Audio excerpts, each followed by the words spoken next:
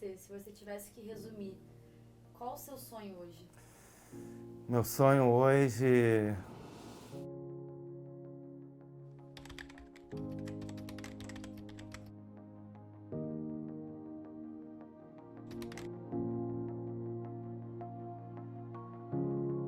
Meu nome é Léo Mota, eu tenho 41 anos e sou escritor. O Léo é um homem que carrega contigo diversas cicatrizes, né, ferido por diversas dores profundas, e mesmo assim é um homem que ainda sonha muito, sabe?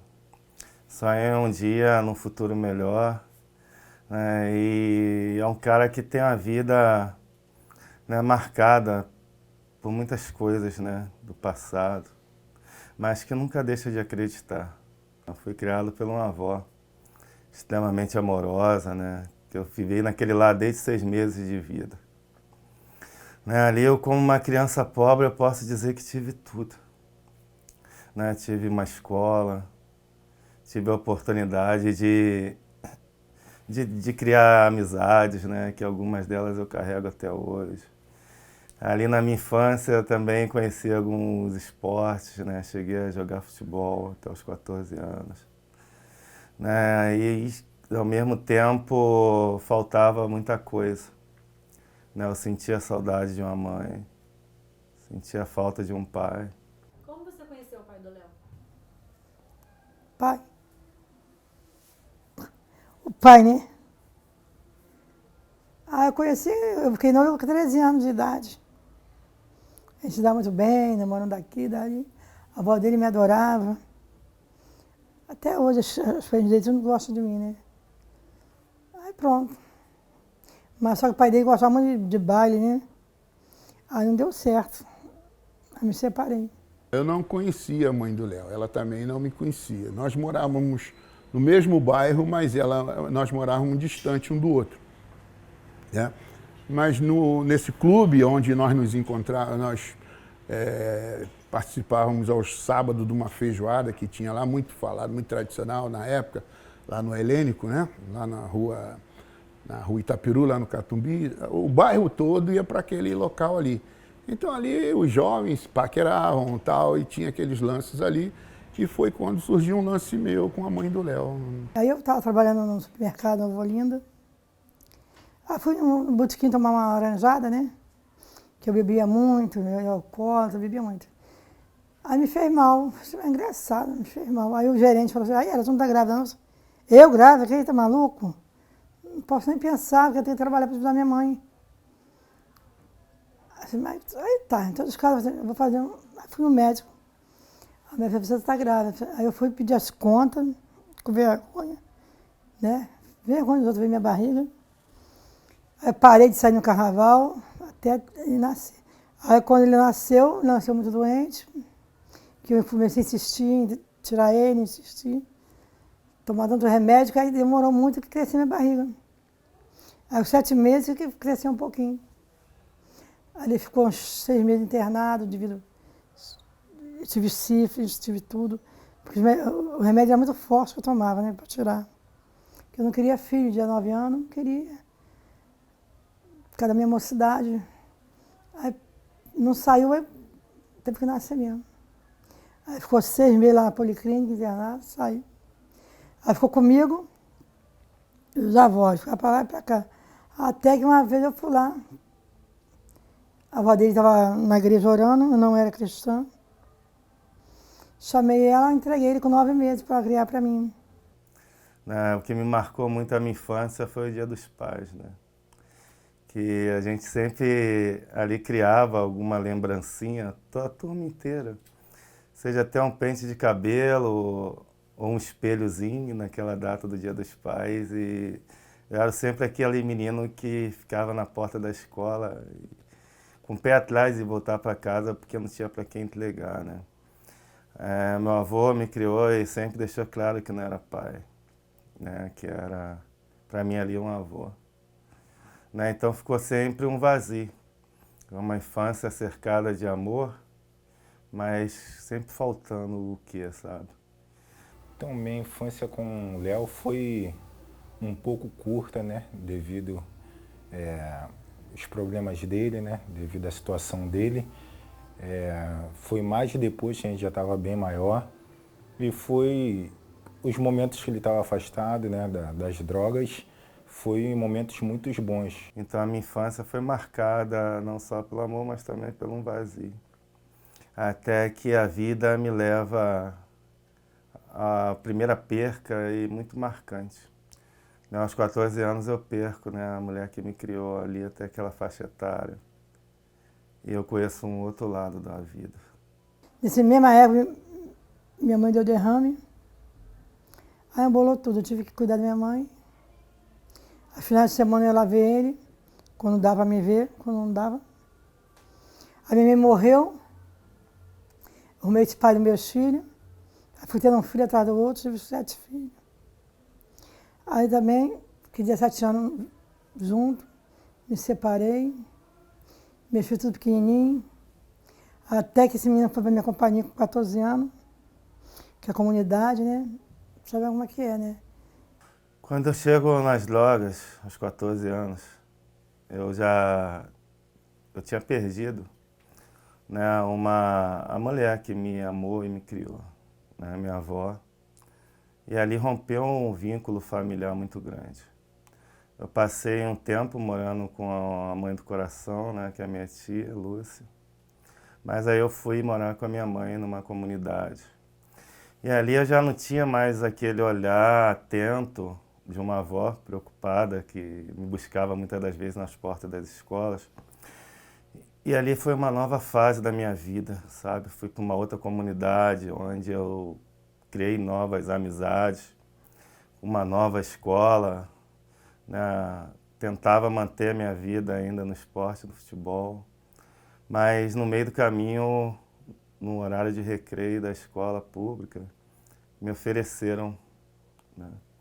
Me ofereceram a substância, né? Eu comecei na maconha, depois eu parti para o álcool. Quando eu chego na outra fase de morar na comunidade, eu senti uma liberdade, né, de não ter uma vigilância, né, porque eu fui morar com a minha mãe e minha mãe já tinha outros filhos. E na época ela já estava esperando mais um. Né, então não tinha como me policiar, né, então me senti totalmente livre. A chegada nas drogas na minha vida foi por curiosidade e também por atração, sabe? Eu chego ali na maconha, né, aquele primeiro trago já me fez se sentir uma outra pessoa. Foi uma luta, porque minha sobrinha passou e viu, me contou. Aí eu fui lá. Fui lá no chefe lá do morro, falei com ele. Disse, Dona, por mim eu tiraria ele, mas se eu tirar ele volta. Essas drogas dele, isso é uma doença. Eu fui toda lá combatendo. Ia para o trabalho, voltava, ia para a igreja e ficava a noite toda acordada esperando chegar. Porque a gente que é mãe, como é que tu vai dormir e deixar teu filho pro lado de fora? Não existe.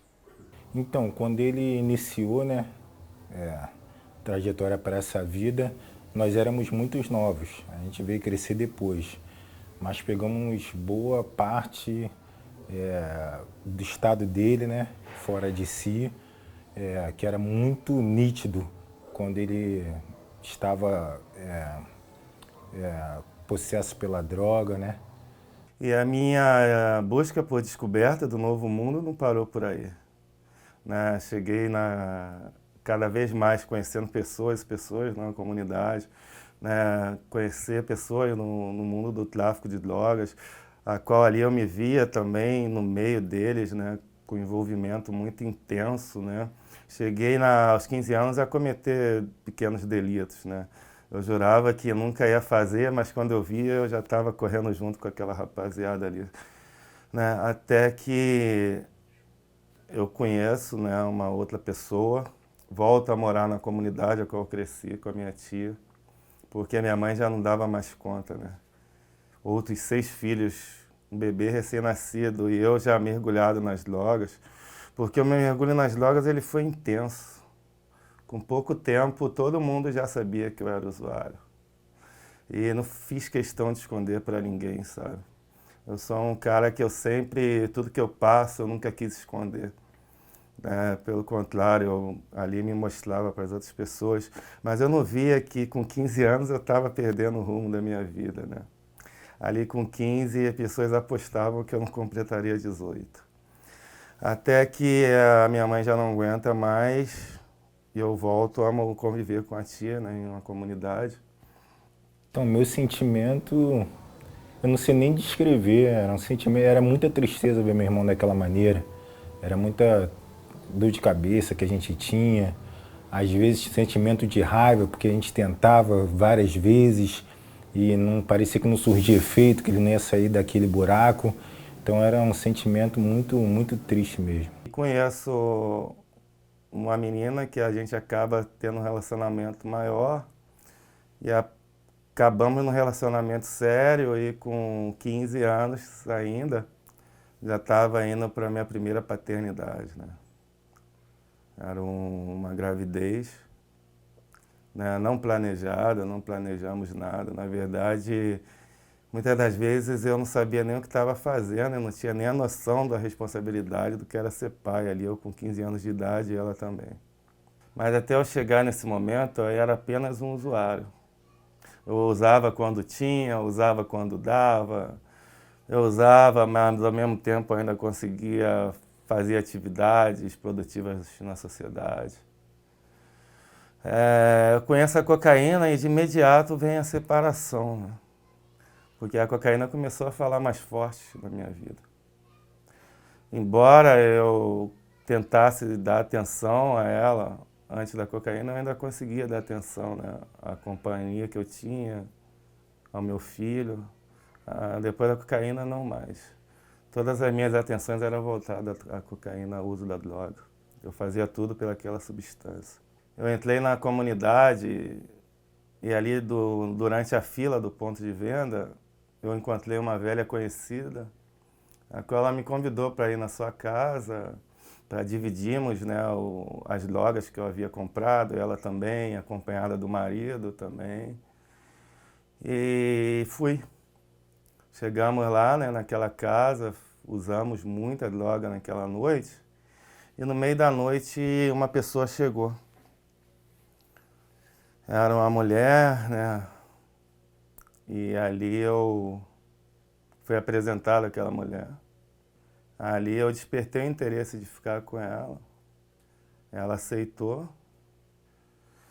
E acabei que era para passar uma noite naquela comunidade, eu passei 2 dias com aquela mulher. Eu ligo para minha mãe e peço a ela para retornar à comunidade. E com a novidade que eu não ia só, que eu ia com uma mulher que tinha um filho de 2 anos. E no meio do caminho a gente descobre, com pouco tempo ali de relacionamento, que ela estava gestante. Estava ali no ventre com o meu segundo filho, Jonathan. E quando ele completa 5 meses, eu decido se separar dela. E ela vai morar numa comunidade com o pai. E mesmo assim eu ia visitá-la. O pouco que eu ganhava eu dividia entre a cocaína e a compra do leite, da fralda. Até que chegou o dia do nosso último encontro, sabe? Ele sorriu para mim. Eu peguei ele no colo, ele com 5 meses. Eu olhei nos olhos dele e dizia: olha, seu pai te ama. Olhei para ela, ela tentou me beijar, eu saí. Eu não queria mais, eu não sentia amor e a atração também chegou ao fim. Até que eu trabalhando, eu montava barraca numa feira, e um dos meus irmãos foram correndo me chamar. Léo, vamos correr lá no morro, que tem uma moça lá. E o meu pai quer conversar contigo, na época era meu padrasto. Eu fui pro morro e eu não sabia o que era. Passou 1001 coisas na minha cabeça. Até que eu encontro com meu padrasto na entrada do morro e ele diz: olha, teu filho está morto. A Denise matou teu filho.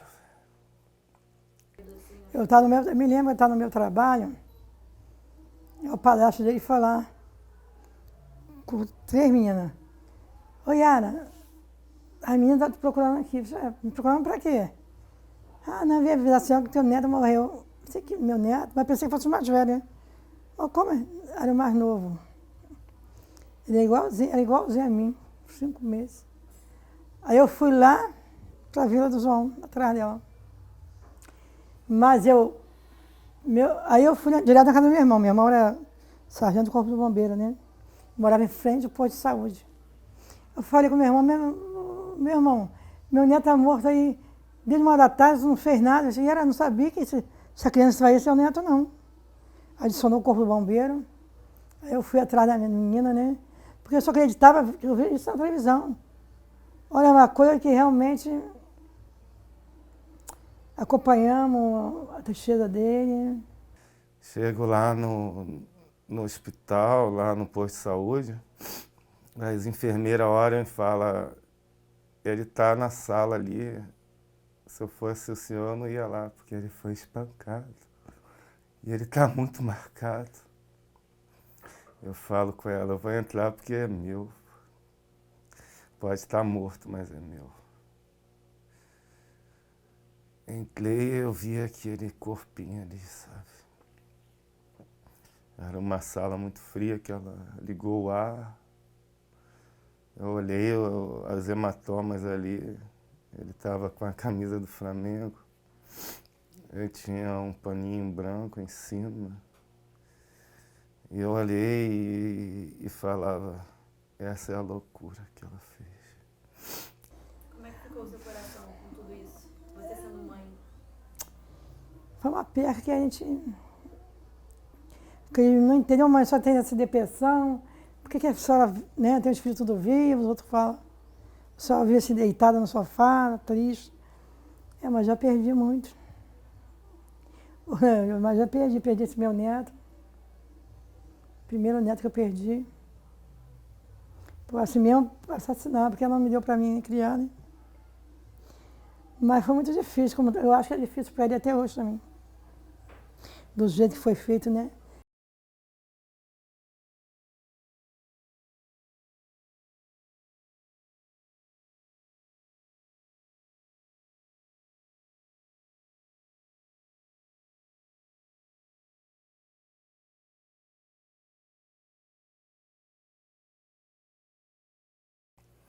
Eu não consigo mais manter o meu emprego. Começamos a passar necessidade, até que a necessidade entrou pela porta, o amor saiu pela janela. Ela decide se separar de mim. Naquele dia que a gente se separou, era o último jogo da Copa do Mundo de 2014. Eu tinha usado droga a noite toda. Chego em casa pela manhã, ela está saindo com as coisas dela. Eu falo, para onde você vai? Eu vou embora, já não te aguento mais. Foi quando eu entro no nosso quarto, olho no espelho ali a tatuagem com o nome dela no meu pescoço. Do lado de fora, os vizinhos sorrindo. E eu, diante daquele espelho, eu lembro das nossas noites naquele quarto de amor. E olho a tatuagem, o nome dela no meu pescoço. E tomo a decisão de sair e ir embora em busca de algo mais forte. Vou na boca de fumo, no ponto de venda, os caras falam, Léo, é aquele de sempre, chegou agora, quer levar quantos? E eu falo, não, cara, hoje eu quero algo mais forte. Foi onde eu chego no crack. Ali eu chego a primeira vez no uso de crack. Eu pego uma lata, boto 2 pedras de crack em cima, embaixo as cinzas de cigarro, acendo e sinto a minha alma entrando dentro daquela lata. Foi quando, naquela mesma noite, eu vou à procura dela novamente, descalço, bato na porta do apartamento da mãe dela, meu filho mais velho abre a porta e diz assim, vai embora, cracudo. Nem eu te quero aqui, muito menos a minha mãe. Eu sou seu pai, cara, me respeita, você é um cracudo, cara, vai embora. Ele, pai, pega um pedaço de pau, o meu filho, vai embora, cracudo, eu já falei com você. E eu saio ali. Ali eu decido vender os móveis que eu tinha comprado e voltar para a casa da minha mãe. Nessa de voltar para a casa da minha mãe, a minha ex-mulher estava com meus filhos morando lá.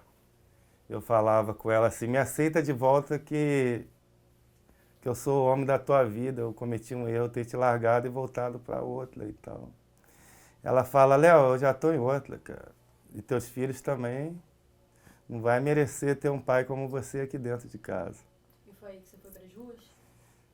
Foi aí que eu engato no uso mais intenso das drogas. Foi quando eu vou numa comunidade, compro uma certa porção de cocaína e de crack, uso a noite inteira, chego em casa, eu já não via me sentindo bem e eu caio em frente à minha mãe. Foi ali que eu tive a overdose. Ah, minha filha, teve uma, não, teve duas. Eu sou assim, eu grito a comunidade toda, né? Eu saí gritando, que para mim eu tinha morrido, né? Eu gritei, foi muito aquele dia. O vizinho veio me acudir. Ah, ela não tem nada para fazer mais não, você tem sim. Aí o sócio, um vizinho meu, estava trabalhando, ficou 30 minutos dando massagem no coração dele. Aí começou a botar aquela espuma branca para fora. Aí desceram com ele para levar para o hospital. Aí ele voltou ruim, ficou de novo. Foram duas que ele deu. Aí eu falei, isso aí não dá mais não. Eu falei, não dá mais não. Isso eu não aguentei mais ver isso não. É isso, os momentos que ele teve de overdose eu nunca tive presente. Sempre foi quando eu estava no trabalho. Aí quando eu chegava eu já ficava sabendo de tudo, pegava minha mãe em estado de choque ainda. Mas a gente já pode imaginar, né, como é que foi. Só que esses momentos eu nunca tive presente das overdoses dele. Só que ainda quando chegava eu pegava a família muito agitada ainda, minha mãe muito triste. Eu acho que nenhuma mãe está preparada para ver o filho morrendo ali na frente, né? Porque minha mãe sentiu, né, a barriga mexer, o primeiro chutinho, imaginou o nome e de repente o filho estava ali, perdendo a vida frente a ela. Ela diz que se desesperou, chamou os vizinhos e, para nossa sorte, um vizinho que era enfermeiro e se debruçou frente ao meu corpo, massagem cardíaca, respiração boca a boca, e desceu comigo a comunidade ali, meus irmãos me colocaram num carro e na mesma contramão ela diz que chegamos ali no hospital Souza Aguiar e eu fiquei ali. Foi quando, não sei quanto tempo, eu redobro a consciência, com uma dor muito forte no peito devido à massagem que eu recebi cardíaca. Eu saio daquele hospital depois da alta e não consigo chegar em casa, cara. Primeiramente eu passo no ponto de venda de drogas.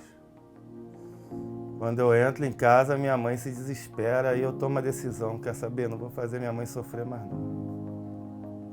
Já que é pra sofrer, eu vou sofrer sozinho. Fui pra rua. Quanto tempo você ficou sem saber do Léo? Ai, não sei se é um ano e pouco, não me lembro. Eu não dormi, até que uma conhecida minha falou, eu passei lá, eu vi teu filho andando para passar a bandeira. Era ele mesmo. Eu falei, por que você não botou ele no carro e trouxe para mim? Ah, eu não sabia, porque eu fiquei em dúvida se era, se não era. Qual foi a maior dificuldade que você encontrou nas ruas? A maior é em todos os sentidos. Porque quem está ali depende muito do próximo, nem sempre o próximo está disposto a estender a mão. A maior dificuldade foi a fome, né? A perca do vínculo. Ali eu não era chamado pelo nome. Você viver sem se reconhecer, isso dói demais. Eu sabia quem eu era, mas as pessoas me chamavam de vergonha quando me viam. Minha família me chamava de vergonha. A sociedade, a todo momento, me chamava de derrota. As pessoas pensavam que eu era o filho do Cruz Credo quando passavam por mim. Uma das maiores dificuldades foi a fome, em todos os sentidos. Porque para mim se alimentar ali, eu era do resto de alguém, ou era através de uma esmola. E quem está na posição de se esmolar é uma posição difícil. Está na posição de pedir. Mas eu entrei nessa posição. E você viu seu irmão na Avenida Brasil no auge das drogas, Como é que foi esse dia para você? Conta um pouquinho, relata pra gente o que foi esse dia, esse encontro. Esse dia foi o dia mais marcante para mim, né? E foi o dia que eu realmente, de fato, resolvi desistir dele, largar tudo para lá. Foi um dia que eu estava saindo do trabalho, eu trabalhei na Avenida Brasil, ali na altura de Olaria. Aí peguei ônibus indo para casa ali na Cracolândia, ali na entrada daquelas favelas. Eu estava sentado dentro do ônibus, quando eu olhei para fora eu vi ele naquele estado, né? Ele já quase entrando no meio da rua, semi-nu já, só de bermuda, descalço, sem camisa, alucinado e xingando, né? Xingando os pessoais da facção, né? Os bandidos. Aí foi aí quando eu, desesperado, eu levantei, dei sinal, gritei pro motorista, pedi para ele parar o ônibus, aí eu desci. Aí quando eu fui pegar ele ainda tentou me agredir ainda, eu dei um mata-leão nele, tentei mobilizá-lo, ele ainda levantou a mão para tentar me agredir, eu gritava, eu sou teu irmão, sou teu irmão. Aí parece que veio alguma coisa na memória dele que ele se acalmou. Aí eu peguei e coloquei ele dentro do primeiro ônibus, ainda sentido centro da cidade. E quando nós estávamos entrando no ônibus, um rapaz, eu lembro claramente, quando falou para mim, hoje ele passou, mas da próxima vez ele não vai passar.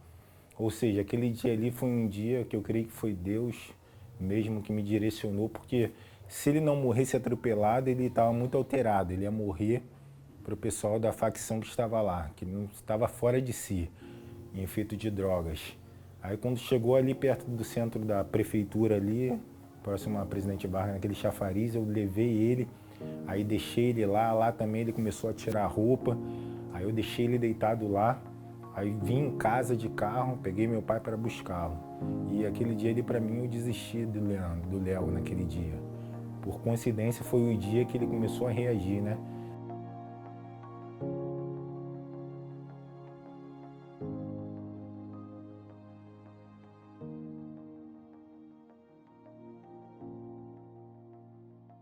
O Léo chegou, uma abordagem que foi feita, chegou lá na unidade que eu trabalho, na Betânia, e sim, primeiro dia, como muitos, era aquele cara meio rebelde, ainda não pensando em tudo aquilo que ele poderia ter para a vida dele, mas ele se colocou à disposição. Lembro que ele não chegou muito gordinho não, nem com muitos sorrisos, mas ele chegou lá para tentar uma mudança de vida. Ouviu o que era a Betânia, aproveitou a oportunidade e foi numa abordagem, uma transformação de vida. A dor me fez sair da rua. Eu fui nessa instituição, em cima tem uma placa que diz que acolhia, tratava e devolvia à sociedade. Eu entrei ali sem acreditar, porém ali tinha pessoas que acreditavam. Uma delas era o Peter, que antes de perguntar o meu nome ele me deu um abraço. Eu me espantei porque há quanto tempo eu não recebia um abraço, né? E ali, essa recepção me fez ficar naquele lugar. 7 meses. 224 dias, 896 refeições, sem precisar esmolar. Obrigado, Deus, por plantar o amor no coração dessas pessoas que, movidas pelo amor, têm feito a diferença na vida de pessoas como nós, que hoje nos sentimos amados, confiantes, cheios de esperança e fé numa nova vida. Vida essa que um dia encontrava um abismo e hoje em busca de um novo horizonte. E quando que vocês perceberam que o Léo realmente estava disposto a querer mudar? Porque não é todo mundo que consegue fazer essa mudança, né? Demorou um bocado. Ele sabe muito bem que não foi literalmente de início. Provavelmente aí já para mais do seu segundo mês que ele começou a mostrar algo bem mais objetivo. Começou a falar da família, começou a querer entender sem essa proximidade necessária que é de ter a família por perto, de buscar dentro dele forças. Em muitos momentos ele começou a perceber que era melhor se isolar, algo que ele fez dentro de um certo tempo lá dentro da casa. Ele se isolou das pessoas porque nem todo mundo está no mesmo objetivo, nem todo mundo está no mesmo foco. E nisso ele começou a se destacar para aquilo que ele queria, com as dificuldades, mas lutando contra aquilo que ele estava vendo ali para tentar projetar algo diferente. Ali o Peter me ajudou a tirar meus documentos, porque eu perdi meu documento na rua. Eu tinha uma mochila com poucas roupas, o bem mais precioso que era a foto dos meus filhos e alguns documentos. A última vez que eu lembro daquela mochila foi quando eu fui num ponto de venda, eu bebi a noite toda, me embriaguei e perdi aquela mochila com todos os meus documentos. O Peter, ele me ajudou a tirar meus documentos. O Peter ali, num período de 224 dias, ele fez o meu currículo. E eu ali, daquele lugar, saí trabalhando, sabe? É muito marcante para você quando seu irmão finalmente pediu ajuda. Como você se sentiu? Se foi uma tranquilidade para você? Falar, nossa, meu irmão finalmente agora parou, pediu ajuda, ele vai melhorar. Como é que foi esse momento na sua vida? Foi um momento que a gente não acredita muito no começo, né? Parece que, porque a situação que ele chegou, eu já vi muitos sendo mortos ali na comunidade, não conseguindo sair. Todo mundo sabe que não é fácil, até hoje não é fácil, até hoje tem gente que não sai, mas foi um momento de muita alegria quando realmente a gente, cara, o tempo passou, realmente ele está livre disso, realmente ele conseguiu. É uma sensação para a família imensa, uma sensação que não tem como descrever. Até hoje o Léo, para a gente, ele é um exemplo de superação, é um orgulho incomparável. Depois de tudo isso que você passou, dessas vivências, quando que você descobriu o Léo? Você lembra como é que foi a situação? Eu namorei muitas meninas, né? Na época lá, jovem, né?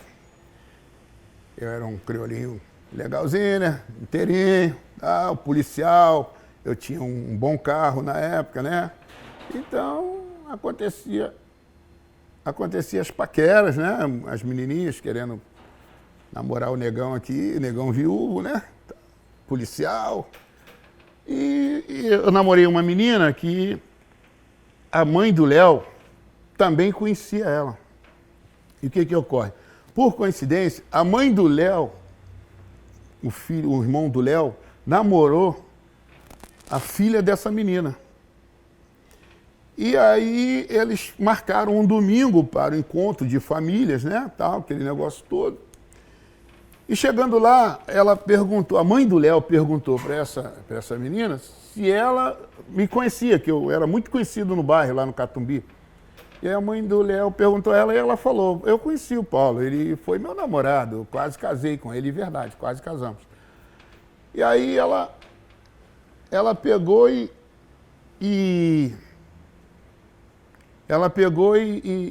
falou, poxa, eu tenho um filho com ele. Meu primeiro filho é filho dele.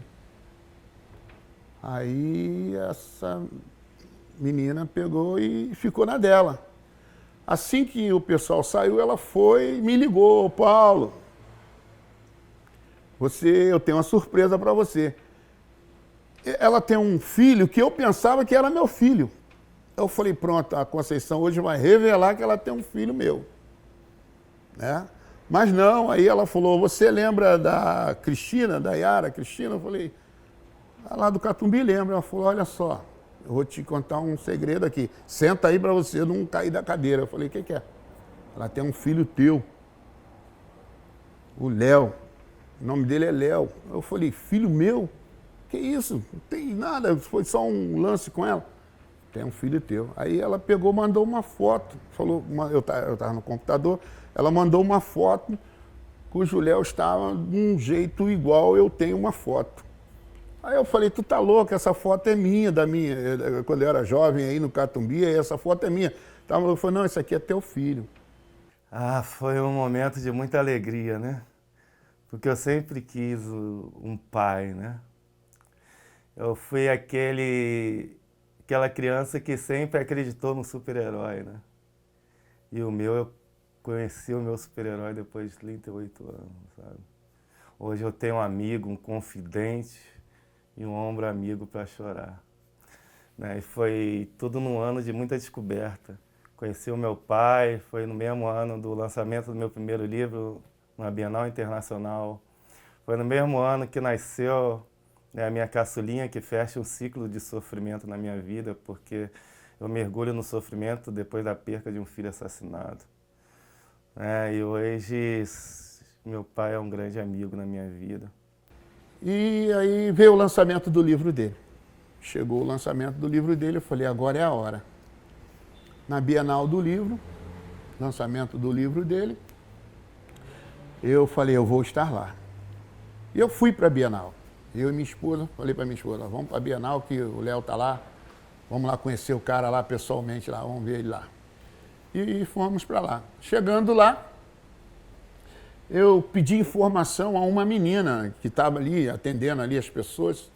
A menina pegou, eu falei, poxa, você sabe aqui onde é o Salão Verde, onde fica o Salão Verde?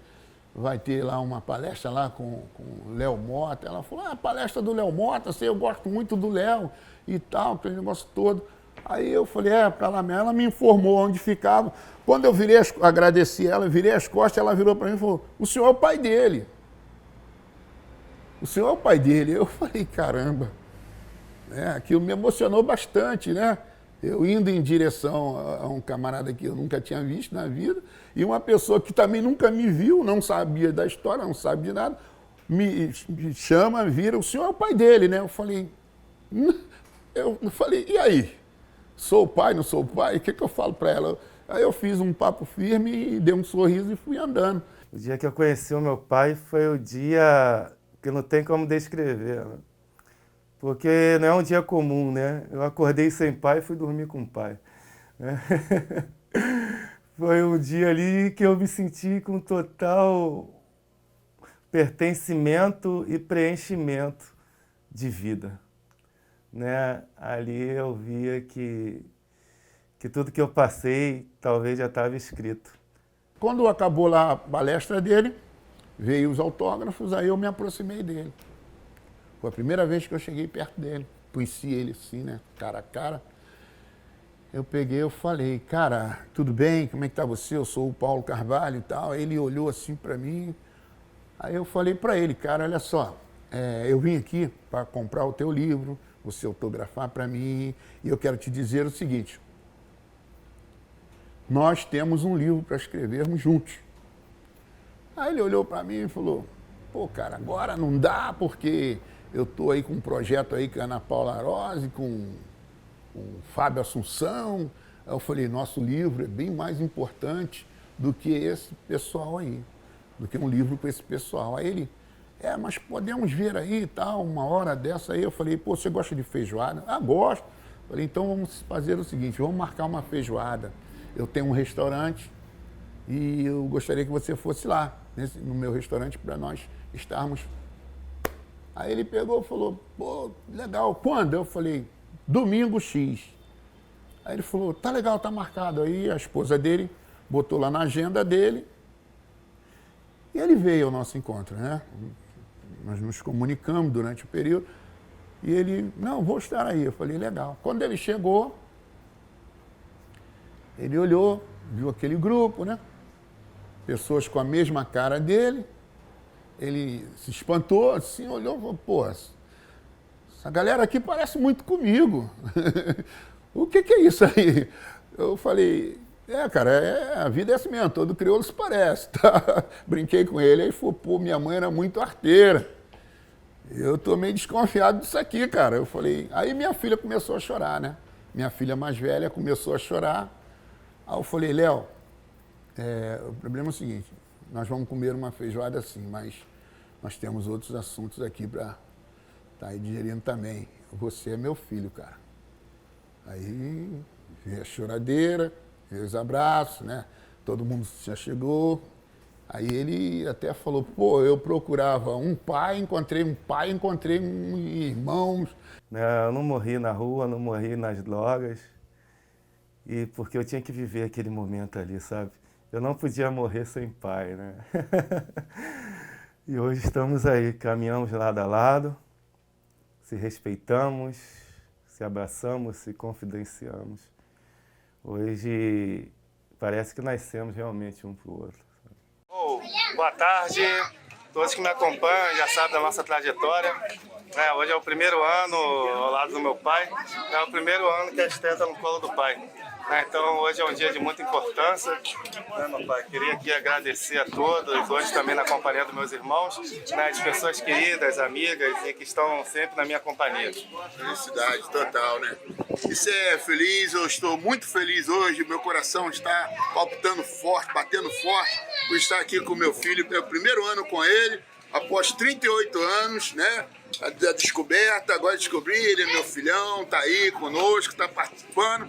Um beijo, Brasil, um beijo a todos os pais do Brasil, um beijo a você que tá aí comemorando com seu pai também. Um abraço.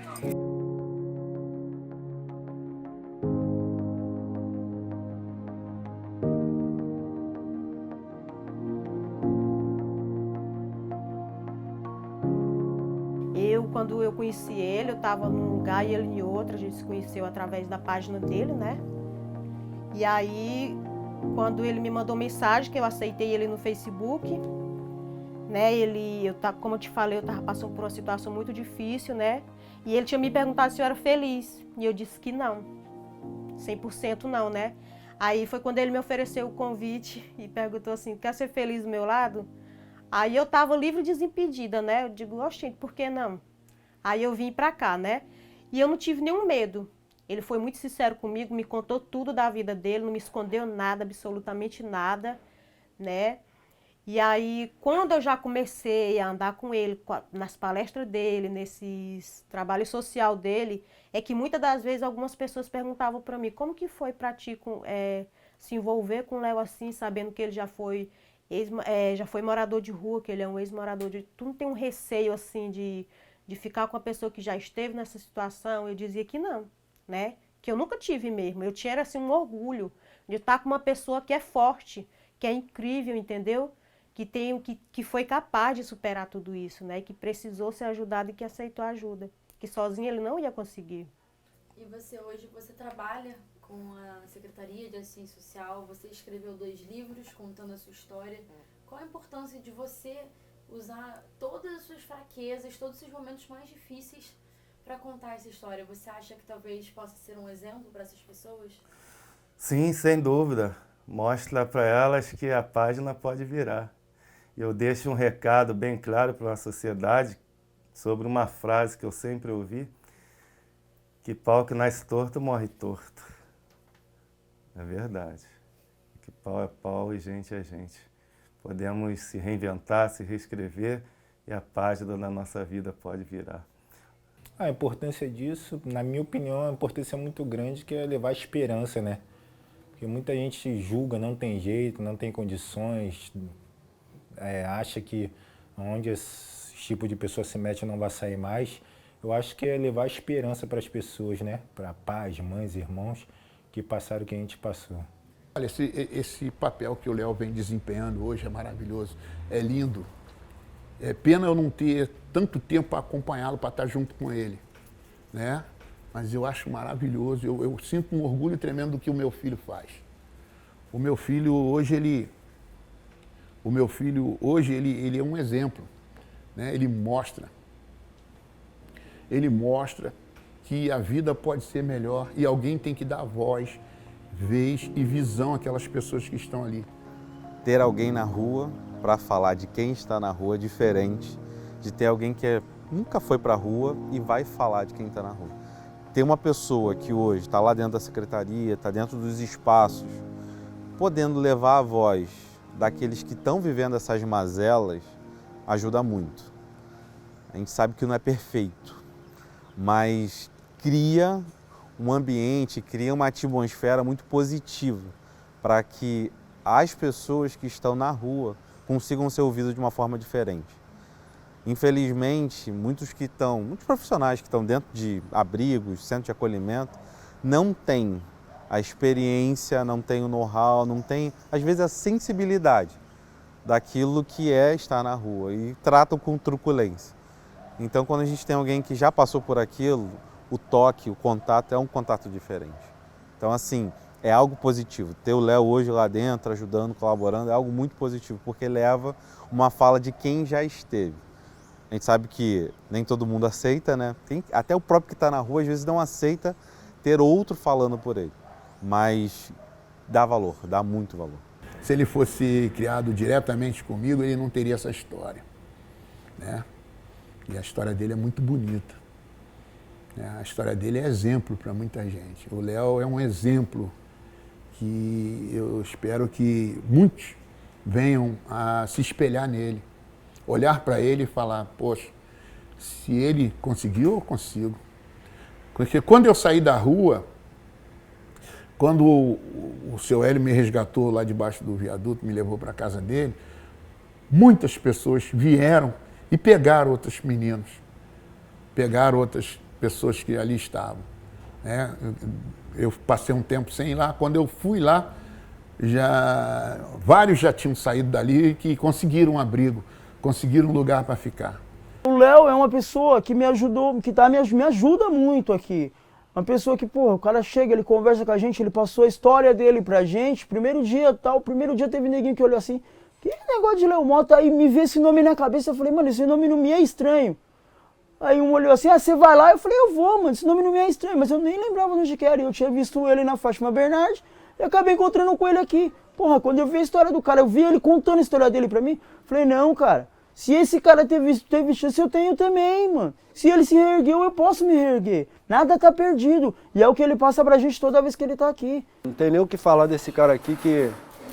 Eu não tenho nem o que falar desse cara aqui, porque desde quando eu tive o prazer de conhecer esse cara aqui, sabe, foi uma coisa assim, acho que Deus mandou esse cara assim pra mim, entendeu? Mandou pra mim porque tudo que ele fala, as palestras que ele dá, tem sentido e tem melhorado muita gente aí, entendeu? Inclusive eu. Então é isso, né? Um caminho que eu conheci, né? Esse espaço, o espaço de acolhimento, a importância que o espaço de acolhimento traz, né? Que a minha história ela nunca mudaria se eu continuasse numa calçada, né? Claro A partir do momento que a gente dá esse passo para um acolhimento é o começo de uma transformação de vida, né, cara? É verdade. Você é uma pessoa que está dentro dos meus objetivos, que eu volto hoje nas ruas, porque eu continuo acreditando que pessoas dali podem sair. Eu também acredito muito. Você tem me mostrado que a volta por cima é para todos, né? Então, é para todos. Eu só tenho gratidão por você estar aqui. Pô, eu também, cara. Eu acho que eu não desistir. tenho... Eu não tenho nem palavra para expressar o quanto você representa para mim, cara.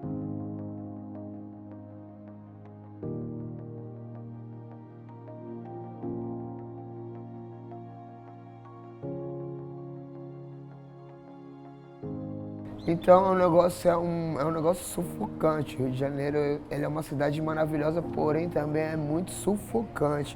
A desigualdade que a gente enfrenta aqui no Rio, tá entendendo? Quem vê cara não vê coração. É muito lindo você olhar pro Cristo de braços abertos, mas e a geral, e a favela, e quem sofre de verdade? Onde ninguém quer ver isso daí. Todo mundo dá as costas, olhando pro Cristo, de frente pro Cristo, mas de costas pra favela. Tá entendendo? Então a minha história é o seguinte, eu admiro aquele cara ali, o Léo. Ele me ensinou muito. Ele me ensinou muito a história de vida dele. Muitas das vezes eu não roubo, me inspiro e me baseio na atitude da vida que ele teve, na atitude que ele tomou perante a vida dele. E a partir de agora, a Esther está crescendo, ela está com 2 aninhos, né? 2 anos e 8 meses. 2 anos e 8 meses, daqui a pouco ela vai começar a entender um pouco Sim. mais da vida. Como é que vocês pretendem contar toda essa história para ela? Porque é uma história difícil. Sim. Tem um livrinho separado, eu vou, quando ela estiver já, né, na escolinha, que estiver aprendendo a ler, a primeira coisa que eu vou dar para ela é o livro do pai dela. Eu digo, ó, essa aqui é a história de vida e influência do teu pai.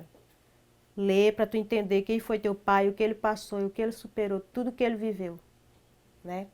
Para ela já passar para outras pessoas que é possível, né? Que é possível a pessoa que está ali, que acha que não tem saída, né? Que vai se acabar ali, mas não se acaba ali. Tem saída, né? E é isso que eu quero que ela passe para as pessoas que ela vê sofrendo na rua, né? Entrando nesse caminho que, né? Mau caminho, negócio de droga, essas coisas. Eu quero que ela passe tudo isso. Qual o seu sonho hoje? Meu sonho hoje é subir num altar, ouvir um Eu Te Amo, ali. Né? Meu sonho hoje é conquistar, né, a casa própria. Meu sonho hoje é estar se realizando com o audiovisual e levar ainda mais esperança para as pessoas. Né? E mostrar ao mundo que não é fácil, não é difícil, mas é possível. Dentro do meu sonho nunca tem um Léo apenas, tem muita coisa em volta, né?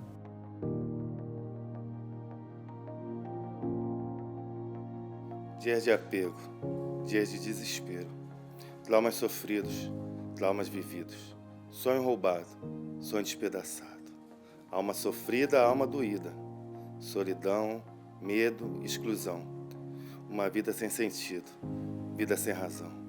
Com os pés descalços, tocava o chão. Em busca de ajuda, estendia a mão. Ninguém me via, ninguém me ouvia. Virava um rosto sem motivo, sem razão. Debaixo de uma marquise, olhava o mundo ao redor sem solução. Em trapilhos, maltrapilho. Em meu ser, duas companheiras que um dia pensei serem distantes. Frio e fome não passageira, mas por um bom tempo, minhas companheiras de uma vida traiçoeira.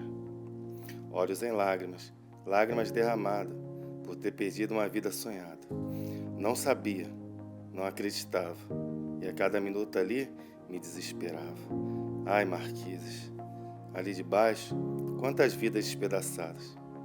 Homens, mulheres, criança, negro, branco, paraibano, carioca, mineiro, paulista ou capixaba.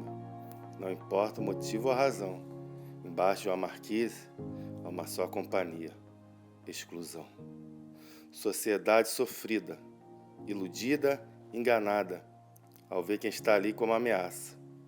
Não se engane, não se permita. Homens e mulheres que ali estão podem mudar de vida. Dentro do peito, um coração. E em cada rosto, uma história, que a qualquer momento pode tomar outra trajetória. Eu esmolava, pedia e ao mesmo tempo sonhava. Uma vida melhor, um mundo melhor. A vida mudou, a página virou, e o homem que ali deitava virou escritor. Léo Mota, ex-morador de rua, a vida depois das marquises.